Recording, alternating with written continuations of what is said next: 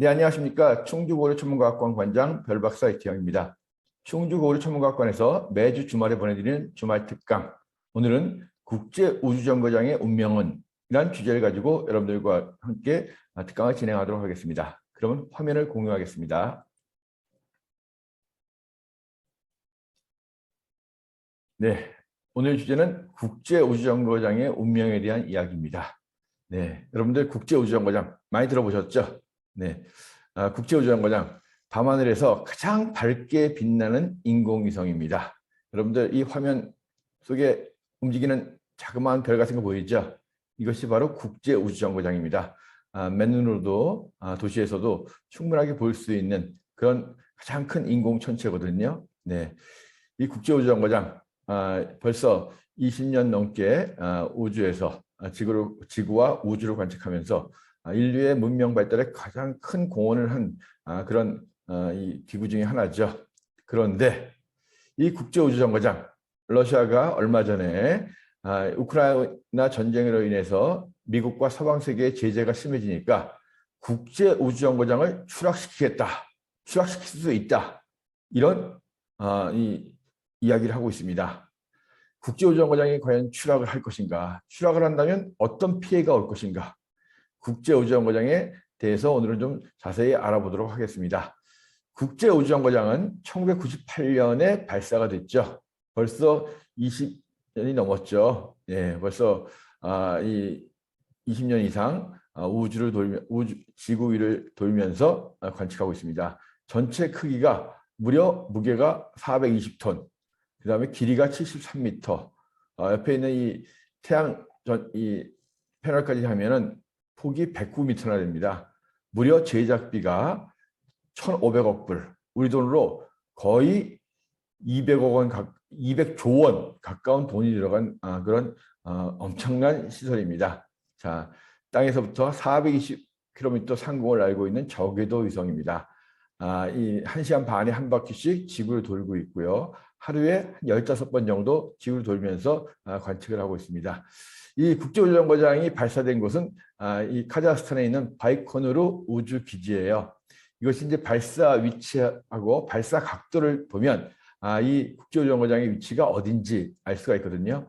바이코누르 우주기지, 위도가 45.9도입니다. 자, 우리나라보다 북쪽이죠. 몽골과 비슷한 정도의 그 위도를 갖고 있고요. 이곳에서 발사가 됐는데요. 98년도에. 자, 여기에서 이제 방위각이라고 해서, 방위각은 북쪽을 0도로 해가지고 이렇게 시계 방향으로 360도 이렇게 각도가 되는 거거든요. 그래서 방위각이 정 90도인 경우가 정동쪽이 되겠습니다. 자, 이 처음에 국제우주정거장이 발사될 때는 바이코누르 우주기지에서 자, 이 동쪽에서부터 약간 동북쪽으로 한 5도 정도 위쪽으로 쏜 거예요. 그래서 자, 이 방위각이라고 하는 것이 90도인 곳이 그 지역의 위도하고 똑같은 궤도 경사각을 갖게 되는 겁니다.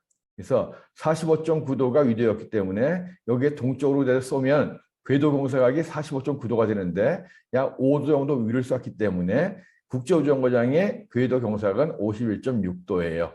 자, 근데 여기서 그럼 궤도 경사각이라는 것이 무엇이냐?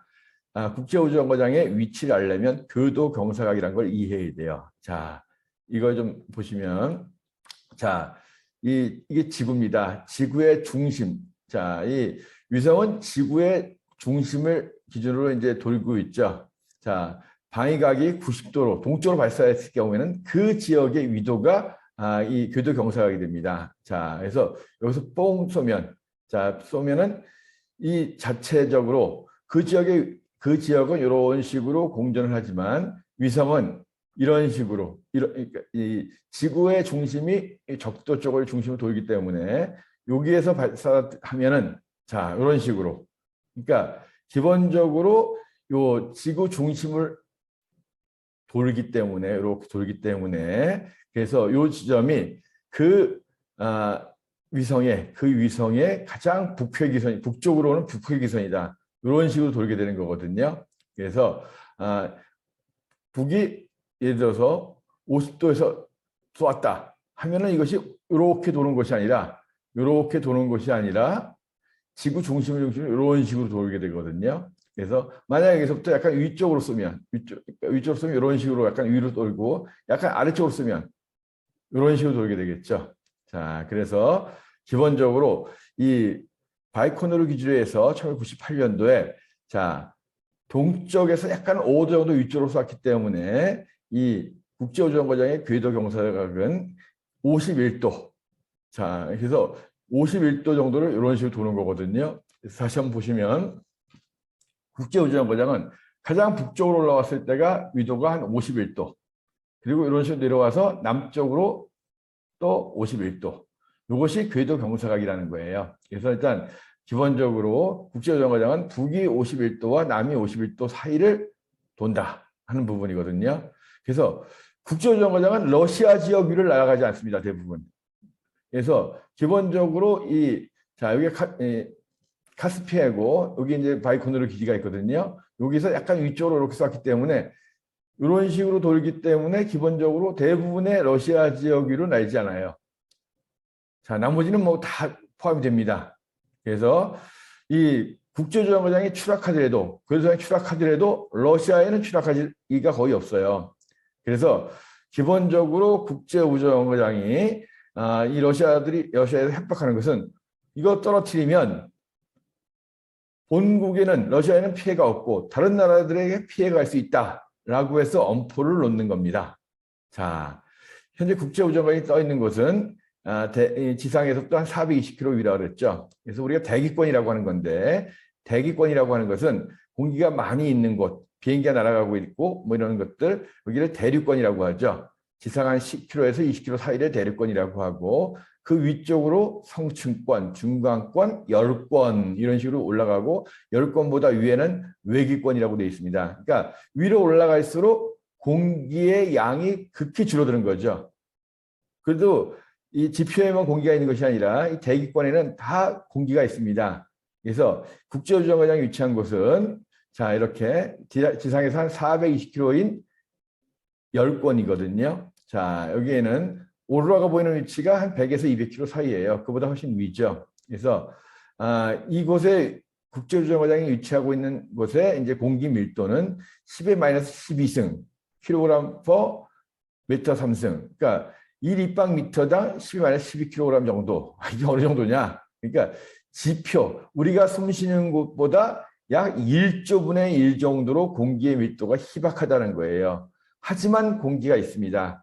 공기가 있다라고 하는 것은 뭐냐 하면 공기의 저항이 있을 수 있다는 거거든요. 자, 우리가 보통 이 420km 정도에 떠 있다라고 했죠. 그 바로 아래쪽은 우리가 전리층이라고 하는 곳이에요. 자, 지구는 지구 둘레에 자기장이 둘러싸고 있다. 들어보신 적 있죠? 그래서 이 전리층이라고 하는 것에서는 이 공기들이 전기를 띠고 있는 거예요. 그래서 태양에서 오는 이 입자들의 전기 뜬 입자들의 영향에 따라서 이 전리층과 그 근처의 공기 밀도가 좀 변합니다. 자, 어쨌든 공기가 있기 때문에 국제우주정거장은 대기하고의 마찰, 날아가면서 공기와 부딪히겠죠. 양은 적더라도 이걸 대기 항력이라고 하는데 그것 때문에 부딪히면은 그냥 놔두면 조금씩 고도가 떨어져야 돼요. 근데 이것이 태양 활동에 따라서 공기의 밀도가 달라져요. 태양 활동이 활발해지면 태양에서는 그 전기를 띤 입자들이 전리층을 막 누릅니다. 그러면 이곳에 이제 공기 밀도가 좀 높아진다 그래요. 그래서 태양 활동이 활발할 때는 국제우주정거장의 그 궤도가 하루에 한 수십 미터 정도 이 정도로 줄어들 수 있다는 거예요. 뭐 약할 때는 이것이 몇 미터 정도지만 그래서 아무튼 국제우주정거장 같은 경우에도 이렇게 보일 때 가끔가다 고도가 떨어질 때 이거 고도를 올려줘야 돼요. 그래서 그걸 올려주기 위한 추진이 필요한 거죠. 그리고 또 우주 쓰레기와의 충돌 가능성이 꽤 많습니다. 그래서 1년에 한두 번 정도 뭐 위성의 부스러기라든가 이 우주 쓰레기와의 충돌 때문에 회피 기동을 한다 그래가지고 고도를 바꿔주는 경우도 있거든요. 자, 이 우주 쓰레기가 굉장히 많죠. 뭐 2019년 기준으로 해가지고 1cm 이하가 뭐 1억 2,800만 개, 10cm 이상은 34,000개. 그 엄청난 우주 쓰레기가 있습니다. 물론 큰 거 말고 작은 것들도 이렇게 많은 거죠. 그리고 이제 전체적인 게 뭐 수천 톤이 된다라고 합니다. 근데 이것이 거의 움직이는 속도가 초속 수킬로가 넘기 때문에 시속으로 하면 몇만 킬로쯤 날아가기 때문에 2mm 정도하고 충돌하더라도 거의 150g 정도의 가죽공이 시속 100km, 10mm 정도, 1cm가 충돌할 경우에는 오토바이가 100km 날아가면서 충돌하는 효과 정도가 있다는 거죠. 그러면은 여러 가지 기기들이 파손될 수 있거든요. 그래서 이 가끔 가다가 국제우주정거장이 추진을 해가지고 회피 기동을 해줘야 돼요. 그러는데 이것이 바로 러시아 쪽이 담당을 한다는 거예요. 자, 그래서 이 대기와의 대기 항력이라든가 아니면은 우주 쓰레기 또는 위성의 잔해라든가 이런 것들 충돌을 막기 위해 고도 조정이 필요하는데, 자, 국제우주정거장 보면은 이렇게 한쪽 끝에 이렇게 우주선이 하나 이렇게 붙어 있어요. 이게 소유주 우주선이거든요. 요걸 점화해가지고 고도를 좀 올려주고 또 내려주고 요거 좀 고도 조정을 해주거든요. 그래서 이 부분이 굉장히 중요한데요. 물론 이제 이거 말고도 이 러시아 쪽 부분에서 이제 러시아 쪽 부분에 이 도킹 포트가 굉장히 많습니다. 미국 쪽보다 러시아 쪽이 훨씬 많아요. 그럼 미국 쪽 같은 경우에는 태양 패널부터 여러 가지 실험 기구들이 많은데, 지도를 보면 이게 붉게, 제 얼굴 좀 지울게요. 붉게 표시된 부분은 러시아 모듈이거든요. 러시아 모듈 쪽에 이렇게 이 포트들이 많습니다. 이렇게 이 우주선들이 정박할 수 있는. 그래서 기본적으로 이 국제우주정거장의 고도를 바꿔준다든가 이런 위치 조정하는 것은 러시아 쪽이 주로 담당을 하고 있습니다. 그리고 태양 패널부터 해가지고 나사 표시되어 있는 거, 그래서 실험동이라든가 전력을 공급하는 건 또 나사가 담당하는 거예요. 그리고 뭐 일본이라든가 뭐 캐나다 같은 유럽 에사 같은 16개국 정도가 이제 공동으로 운영을 하고 있기 때문에, 자, 1년에 거의 우리나라 돈으로 한 10조 원 정도의 운영비가 들어가는 엄청난 시설입니다. 절반 정도는 미국이 부담하고 있고. 자, 아무튼 러시아가 엄포를 놓는 이유는 이 회피 기동이라든가 고도를 바뀔 수 있는 것들을 갖다가 러시아가 담당한다는 거예요. 이 러시아 쪽에서 이걸 해주지 않으면 자동적으로 대기 항력이라든가 이런 것 때문에 점점 고도가 떨어져가지고 결국 추락하게 되는 거죠. 그래서 우리 이거 국제우주정거장 이제 니들 우리하고 협력 안 하면 국제우주정거장 추락시킬 수 있다라고 엄포를 놓는 이유가 바로 이 국제우주정거장의 고도를 조절하고 하는 그런 추진을 러시아 쪽에서 담당하기 때문이다 하는 부분이에요. 자, 그래서 원래 나사는 이 국제우주정거장을 2031년에 이제 폐기하려고 이제 발표를 했거든요. 원래는 이제 수명이 이미 다 해가지고 2024년 정도부터 국제우주정거장에 예산을 지원하지 않겠다라고 미국이 원래 발표를 했는데, 그럴 경우에는 국제우주정거장을 거의 러시아가 자체적으로 운영을 할 수가 있기 때문에 대안이 없기 때문에 미국 나사가 지난달에 이 국제우주정거장을 2030년까지 운영하고 2031년 초에 남쪽 평양에 있는 포인트 네모라는 곳에 추락시킬 예정이다, 이렇게 발표를 했었습니다. 자, 그래서 이 네모라는 곳이 어디냐 하면 바로 여기에요. 여기가 이제 호주가 있고 뉴질랜드가 있고 이쪽에 칠레 있고 이게 남극 대륙이 있죠.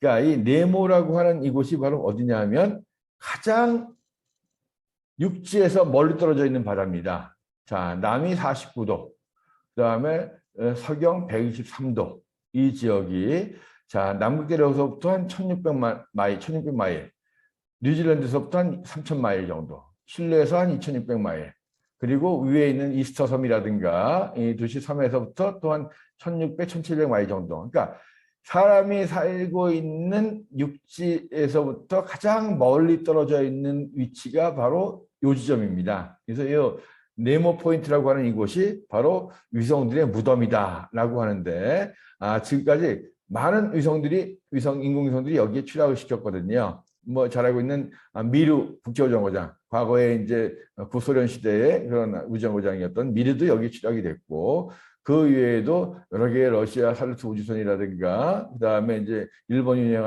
운영하는 이 우주정거장의 화물을 나누는 HTV 화물 우주선, 그다음에 뭐 여러 가지 러시아의 또 우주선들이 뭐 100개가 넘게 여기서 추락시켰고, 그다음에 유럽 우주국에서도 여기다가 많은 것들을 이제 추락시켰다 하는 부분이거든요. 그래서 뭐 일러스트 그림을 보면 여기 바닷속에 가면 이렇게 있을 것이다라고 되어 있는데 사실 대부분이 떨어지면서 다 타버리고 실제로 땅에 남는 건 많지 않을 것이다. 그런데 국제우주정거장 같은 경우는 굉장히 크잖아요. 수백 톤이 되기 때문에 상당히 많이 남을 거기 때문에 이렇게 정해진 지점에 추락을 시키려면 엔진을 추진해가지고 궤도를 맞춰줘야 되거든요. 근데 그것이 아니라 그냥 돌다가 어디다 떨어질지 모르게끔 가만 놔두면 그것이 사람하고 떨어질 수도 있겠죠. 물론 면적으로 육지 면적으로 치면은 이 국제우주정거장의 궤도에서 가장 많이 가능성 있는 건 중국이 될 수도 있겠지만 물론 우리나라도 일부 들어갈 수는 있겠습니다. 물론 미국도 넓은 땅덩어리니까. 그래서 북이 51도와 남이 51도 사이에 어느 지점인가 추락시킬 수 있다고 하는데 현재로서는 그러면 안 되겠죠. 그래서 네모 포인트라고 하는 것을 이제 추락시킬 예정인 게 미국 나사 측의 생각이었습니다. 근데 러시아가 이렇게 엄포를 냈는데 사실은 별로 걱정을 하실 필요가 없다라고 하는 것이 자 바로 우리 시간으로 오늘 새벽이었죠. 오늘 새벽 제 얼굴 좀 옮기겠습니다. 오늘 새벽에 러시아가 국제우주정거장으로 3명의 우주인을 보냈어요. 그래서 오늘 새벽에 0시 55분경에 이 바이코누르에서 이렇게 소유주 우주선을 발사시켰습니다. 그래서 새벽 4시경에 국제우주정거장에 3명의 러시아 우주인들이 도착을 했거든요. 뭐 우주인 보내놓고 추락시킬 일은 없겠죠. 그리고 이달 30일 날, 이 현재 이 국제정거장에 붙어 있는 소유주 우주선, 이 소유주 우주선 MS-19라고 하는 거 여기 붙어 있는 거거든요. 요걸 가지고 미국 사람 1명과 러시아 사람 2명이 돌아온다는 거죠. 이 우주선이 자 작년 가을에 그 영화 촬영하려고 러시아에서 이제 감독하고 배우가 올라갔는데 그때 올라갔던 우주선이에요. 이 사람들은 얼마 있어 내려왔고 지금 이 소유주 우주선을 가지고 미국 사람 한 사람하고 러시아 사람 2명이 내려올 거거든요.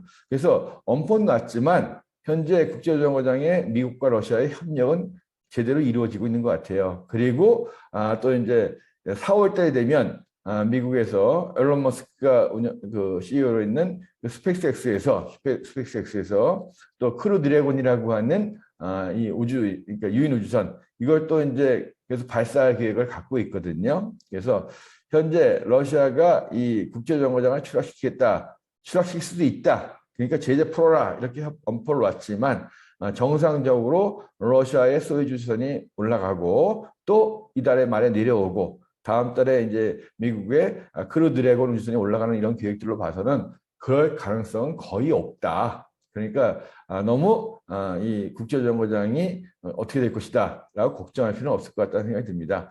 지금 보면 이 사진 보시다시피 이 러시아 쪽 모듈에 굉장히 프로그레스, 소유주, 이 프로그레스는 화물기고 소유주는 이제 유인이거든요. 다 소유주 로켓을 이용하는 건데 다 붙어 있고 그 다음에 시그너스 같은 경우에는 이제 미국에서는 화물기거든요. 그리고 여기 보면 크루 드래곤도 현재 붙어 있거든요. 그래서 미국 우주인들 올라갈 때 크루 드래곤이 딱 올라가고 그래서 보통 우주인들은 타고 간 우주선을 이렇게 해놓고 그 다음에 한 6개월 정도 있다가 그 우주선 타고 내려오거든요. 자, 그래서 이렇게 우주정거장에 몇 대의 우주선들이 지금 부착되어 있고 합니다. 그래서 아무튼 그런데 이제 주로 기동하고 하는 거, 회피 기동 이런 것들은 이 프로그레스라든가 소유주 같은 러시아 우주선을 가지고 이제 작동을 한다 하는 부분이고요. 자, 그래서 이렇게 돼 있고요. 이렇게 해서 이제 여러분들 너무 걱정하지 않으셔도 된다 하는 부분이고 국제우주정거장은 현재 예상대로 한다면 2030년까지는 우주에서 작동을 하다가 2031년경에 포인트 네모로 추락시킬 예정이다 하는 부분이고 그럼 미국 같은 경우에는 이제 앞으로 이 국제우주정거장을 대체하기 위해서 많은 민간 우주정거장들을 지원하겠다라고 하고 있습니다. 그래서 스페이스X서부터 뭐 이 제프 베이조스가 있는 블루 오리진 같은 경우도 포함해가지고 한 10개, 10개 정도의 이런 기업들이 우주 호텔에서부터 새로운 민간 우주정거장을 만들기 위해서 많은 준비를 하고 있습니다. 나사에서도 그중에 한 서너 군데 정도를 지원도 하고 있고요. 그래서 물론 현재 중국이 천텐궁이라고 하는 우주정거장을 건설하고 있고 올해 말이나 내년 정도에는 본격적으로 중국의 우주정거장이 활동을 할 것 같기 때문에 미국이 쉽사리 우주를 포기할 수는 없을 것이다. 이런 생각들을 갖고 있습니다. 아무튼 러시아와 미국의 상당히 안 좋은 불편한 관계이긴 하지만 국제우주정거장이 최소한 앞으로 한 8년 이상은 우주에서 활동을 정상적으로 할 것 같다라는 것이 현재 예상입니다. 물론 이 러시아 우크라이나 사태가 더 악화된다면 다른 변수가 생길지 모르겠지만 현재로서는 러시아와 미국의 이 우주에서의 협력은 정상적으로 이루어져 있다라는 걸 갖다 말씀드리겠습니다. 자, 그러면 이제는 오늘 밤하늘 오늘부터 다음 주까지의 하늘 상황을 좀 설명을 드리겠습니다. 항상 밤하늘 보실 때는 북쪽 하늘을 먼저 보시라 이렇게 말씀을 드렸었죠. 자, 지금 오늘 저녁에 북쪽 하늘의 모습입니다. 오늘 오전에도 눈도 좀 오고 했지만 지금은 날씨가 흐린 상태고 별을 보긴 쉽지 않지만 만약에 이제 날씨가 맑은 곳에 계시거나 아니면 이제 내일은 날씨가 좀 맑을 것 같은데요. 이런 하늘을 볼 수 있습니다. 자, 오늘 저녁 7시 30분 스텔라리움이라고 하는 천문 프로그램을 가지고 본 하늘의 모습입니다. 북두칠성이 이렇게 북동쪽 하늘에 거의 앞끝에 있는 두 별, 지극성이라고 하는 두 별이 거의 2시 방향까지 올라와 있고 카시오페이아, 더블점의 카시오페이아는 거의 9시 방향까지 내려와 있습니다. 반시계 방향으로 하루에 한 바퀴씩 하늘이 돌기 때문에 오늘 저녁에는 카시오페이아 보실 분들은 요즘은 좀 일찍 보셔야 돼요. 자, 여기 있으니까 한 시간에 2시간마다 이런 식으로 움직이니까 이게 360도니까 1시간에 15도씩 움직입니다. 그래서 대략적으로 자, 여기서부터 여기까지는 6시간이잖아요. 오늘 밤 자정 무렵 되면 카시오페이아가 거의 안 보여요. 북두시성 굉장히 높은 곳에 올라가 있겠죠. 자, 이렇게 보시면 되고, 자, 그 중에 이 별이 바로 북극성이죠. 자, 북극성은 가장 밝은 별이 2등성인 거고, 별자리를 놓고 보면, 자, 북두칠성은 큰 곰자리의 엉덩이와 꼬리 부분이고, 그 다음에 북극성은 작은 곰자리의 꼬리 끝별, 카시오페이아, 그 다음에 그 옆에 오각형 모양은, 자, 이렇게 해서 세페우스, 에디오피아의 왕과 왕비, 그죠? 큰 곰과 작은 곰, 그 사이에 이런 식으로 용자리가 있고요. 기린 자리가 있는데 이건 거의 알아보기 힘든 그런 별자리입니다. 자, 별자리를 갖다가 북쪽 하늘을 보고서 동서남북 찾았으면 먼저 서쪽 하늘을 먼저 보셔야 됩니다. 서쪽 하늘의 별들은 계속 지기 때문에 지금 이 순간이 가장 그래도 보기 좋을 때다. 시간이 지나면 지날수록 계속 지기 때문에 서쪽으로 지기 때문에 더 높이 올라오는 걸 볼 수가 없다. 근데 밝은 별이 별로 없죠. 위쪽으로 보면 여기 밝은 별이 있고 밝은 별이 있고. 자, 그게 이제 황수 자리의 알데바란, 그 다음에 이거는 오리온 자리의 왼쪽 발의 끝에 해당하는 리겔이라는 별이죠. 자, 겨울철의 별들이 이제 서쪽 하늘로 넘어오고 있는 부분이죠. 그리고 이쪽에는 요 양자리거든요. 자, 오늘은 해가 6시 38분에 떠서 저녁 6시 43분에 졌기 때문에 아직 해가 진 지 1시간이 채 안 됐기 때문에 약간 이 황혼이 좀 남아 있습니다. 그리고 달은 7시 46분. 아직 아니고 앞으로 한 10여 분 후에는 달이 또 뜰 것 같습니다. 자, 그래서 별자리 놓고 보면 이런 식으로 이게 황소, 이 별이 굉장히 예쁜데요. 플레이아디스라고 해서 좀생이별이라고 불리는 거예요. 황소 자리에 있는 북두칠성을 축소해 놓은 것 같은 이런 별들도 맨눈으로 볼 수 있습니다. 근데 서쪽 하늘은 특별히 재밌는 거 없어요. 카시오페아 말고는 거의 알아볼 것도 없습니다. 가을철의 대표적인 별자리는 페가수스 이미 적고 안드로메다가 이렇게 살짝 보이긴 합니다. 자, 그리고 옆에 물고자리, 자, 희미해서 거의 알아보기 힘들고요. 그 옆에 고래자리, 자, 오리온 자리 옆에 있는 에리자누스 자리, 거의 알아보기 힘든 별자리들이죠. 자, 이런 별자리들이 있고요. 그래서 서쪽 하늘에는 아직까지 한다면 이렇게 안드로메다하고 그다음에 양자리, 두세 개밖에 안 보여요. 카시오페이아와 양 사이에 안드로메다가 있고, 이제 이 망원경이 있다면 안드로메다 자리에서 안드로메다 은하 정도 볼 수 있는 부분이고, 위쪽으로는 여기 피르세우스 자리, 2등성들이 가끔 보이는 것 이외에는 밝은 1등성은 겨울철 별자리 속에 있습니다. 그리고 이제 오늘 밤하늘에서 남쪽 하늘, 역시 남쪽 하늘은 겨울철의 별들이 아직은 저녁 하늘의 남쪽에 있기 때문에 굉장히 화려해 보이죠. 자, 1등성들 베텔게우스, 리겔, 오리온 자리에 있는 거고요. 남쪽 하늘의 제일 밝은 별, 큰 계절이 시리우스, 그리고 작은 계절이 프로키온. 자, 이렇게 있는 거고, 뭐 그 아래 뭐 토끼 자리나 뭐 비둘기 자리 이런 부분들은 뭐 웹불소 자리, 그다음에 에리자베스 자리 거의 보기 힘든 부분들이고, 이쪽 보면 이 바다별 자리를 비롯해서 봄철의 별자리들이 동쪽에서 떠오르고 있을 겁니다. 자, 그래서 동쪽을 보면 드디어 이제 봄철의 별들이 동쪽으로 올라오고 있는 거예요. 북두칠성을 따라 가지고 같이 올라옵니다.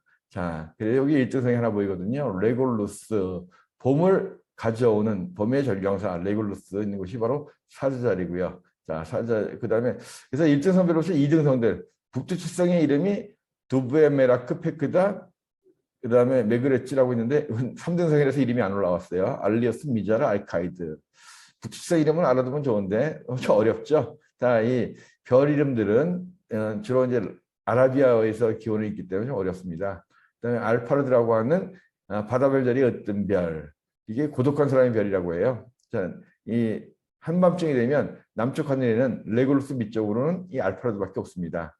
데네볼라, 사자의 꼬리별이죠. 알기에바, 역시 사자의 이등성인데 사자머리에 갈기에 해당되는 부분인데요. 자, 이런 식으로 이제 내가죠. 데네볼라는 데네볼란 말이 꼬리라는 뜻이었기 때문에 데네볼라, 사자의 꼬리라는 뜻이었고요.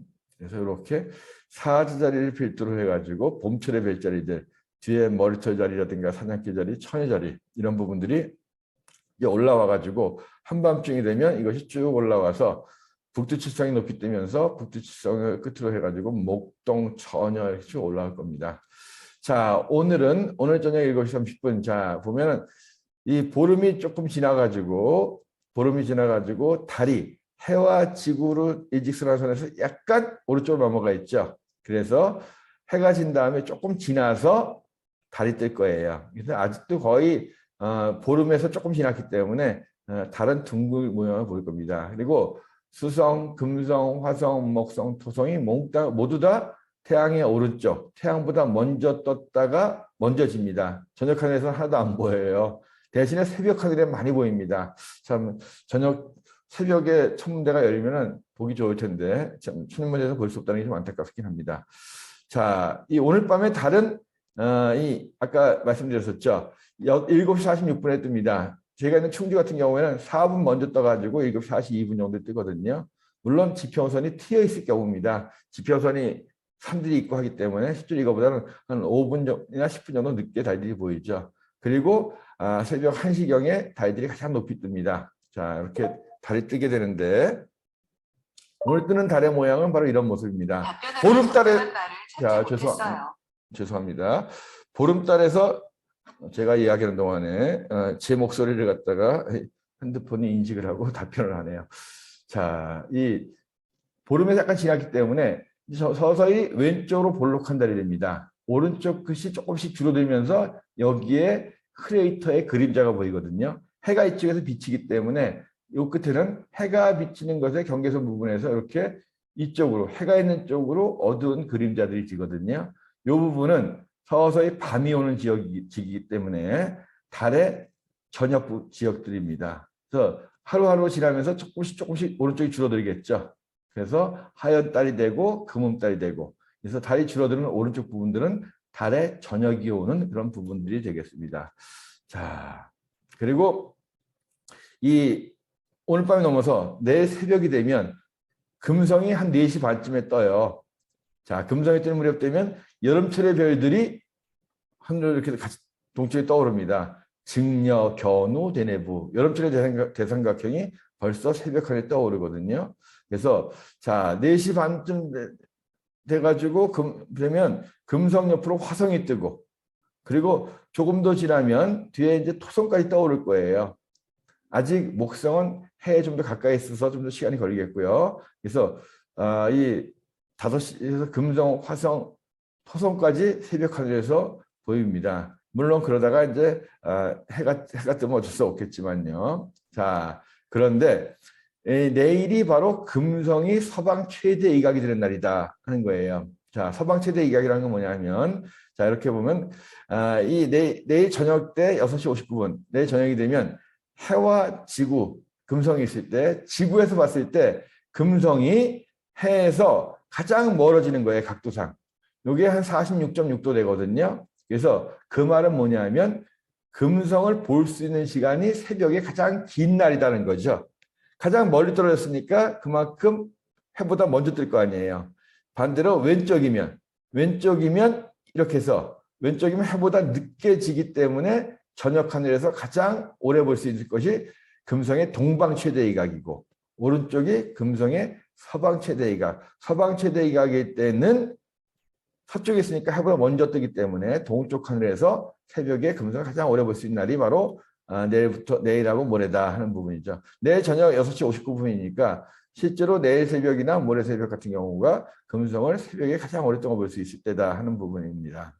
자, 그래서 최대 이각이란 말 그림으로 한번 보면 해와 내행성과 지구가 있을 때 이 사이에 쏙 들어왔을 때를 내압이라고 하고, 정반대편에 갔을 때 의압이라고 하는데, 삥 돌면서 지구에서부터 태양하고의 각도, 이각이니까 멀어진 각도죠. 멀어진 각도가 가장 커지는 거. 오른쪽이 서쪽이고 왼쪽이 동쪽이에요. 자, 그래서 해보다 오른쪽에 있으니까 서쪽으로 먼저 지는 거예요. 왼쪽이면 동쪽이기 때문에 동쪽에 있기 때문에 해보다 동쪽에서 늦게 뜨는 거고, 그래서 3월 20일 내일 저녁이 금성이 태양에서부터 오른쪽 서쪽으로 가장 멀리 떨어지는 날이다. 서방 최대 이각이라는 겁니다. 이 용어도 알아두시면 좋겠고요. 그 다음에 모레는 3월 21일 월요일이 춘분이에요. 자, 춘분은 뭐냐면 지구가 태양을 도는데 지구에서 봤을 때 태양이 바로 이 춘분점, 자, 태양이 적도에 오는 날입니다. 그래서 자, 3월 21일 0시 33분 해와 태양을 연결시키면 그것이 춘분점에 위치하는 거예요. 그래서 이거 물고기 자리 끝에 있거든요. 그래서 야, 우리 춘분 때는 낮과 밤의 길이가 같다, 이렇게 알고 계신 분들 아직도 많을 겁니다. 맞을까요? 틀릴까요?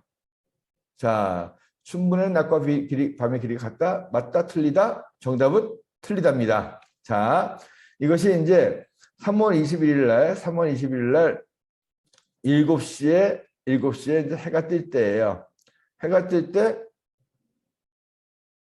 이게 영도가 좀 안 됐잖아요. 영도가 좀 안 되어 있습니다. 근데 죄송합니다. 이게 이제 반시계 방향이기 때문에 0시가 영도가 넘은 거예요. 이런 식으로 가지고 이게 서쪽에서부터 동쪽으로 이렇게 돌거든요. 서에서 동으로 움직이기 때문에. 아까 말씀드렸죠. 3월 21일 0시경에 0시 33분에 영도였기 때문에 뜰 때는 이미 좀 지났습니다. 뜰 때는 영도를 지나서 약간 지난 상태에서 뜹니다. 그러니까 태양이 영도에 딱 왔을 때가 정확히 동쪽에 떠오르는 거거든요. 좀 지났어요. 그래서 지난 상태고, 그리고 이것이 질 때쯤 되면 일출이 6시 35분인데 일단 약간 지나서 지고 6시 정도 지났기 때문에 이만큼 움직인 거예요. 그리고 자, 죄송합니다. 여기 있죠. 질 때. 저녁 때는 6시 44분입니다. 질 때는 또 여기서 대략 한 12시간이 지났죠. 이만큼 움직였죠.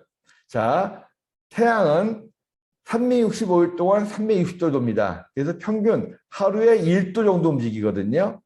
1도 정도 움직이는데 0시 33분에 이 영도에 왔으니까 6시간 지나서 이만큼 오고, 그죠? 12시간 지나서 이만큼 오고, 그죠? 그러니까 거의 뜨고 질 때 태양이 만약에 중심이 적도에 오는 날이 충분이거든요.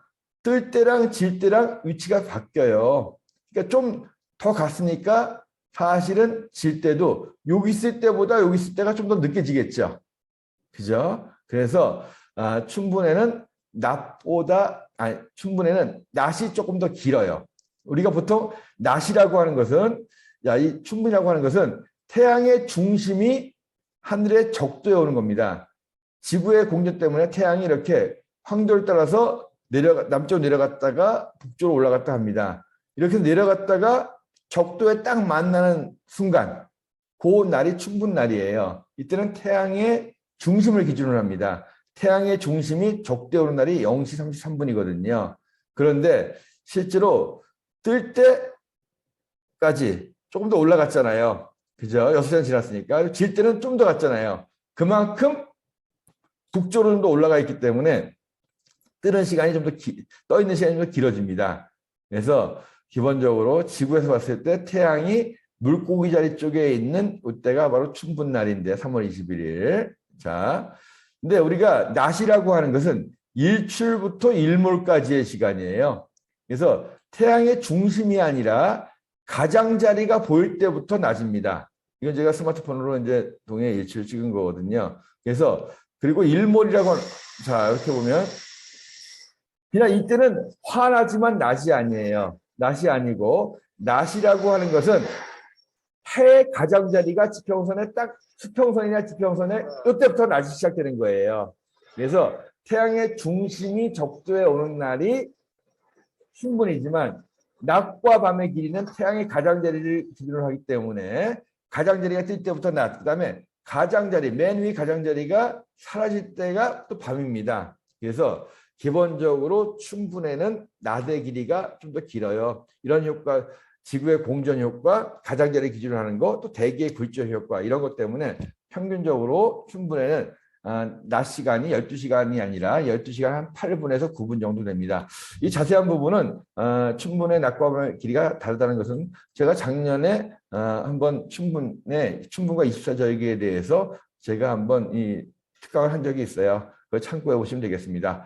그래서 이 정확히 동쪽에서 떠가지고 정확히 서쪽에 올 때 청구의 적도에 왔을 때가 이렇게 되는데 이것이 이제 12시간인데 실제로 뜰 때에 비해서 질 때 12시간이 지났기 때문에 조금 더 북쪽으로 올라가거든요.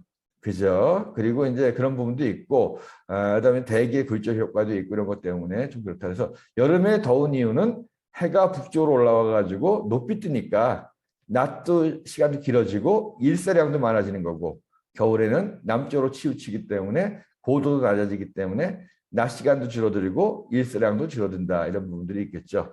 자, 이 충주우주 천문과학관에서 보내드리는 주말 특강 오늘은 국제우주연구장에 대해서 좀 자세히 알아보았고 그리고 여러분들에게 이번 주 이제 금성의 서방 최대이가 그다음에 이제 돌아오는 춘분에 대해서 소개해드렸습니다. 자, 여러분 다음 주 주말에 또 다른 주제를 가지고 특강 진행해 보도록 하겠습니다. 그리고 이번 주에 제가 실제로 손님들을 모시고 여기서 특강을 또 별도로 진행을 하거든요. 오늘은 날씨가 좀 좋지 않지만 20분이 참여를 모두 다 하셔가지고 제가 1시간 반 정도 여기서 특강을 진행할 거거든요. 혹시 관심 있으신 분들 4월 달부터는 제가 매주의 주말마다 여러분들을 모시고 직접 여기서 충주고 천문과학관에서 특강을 또 진행할 예정이거든요. 관심 있으신 분들은 저희 홈페이지 참조하셔가지고 신청해 주시기 바랍니다. 오늘 특강에서 마치겠습니다. 별박사 이기영이었습니다. 감사합니다.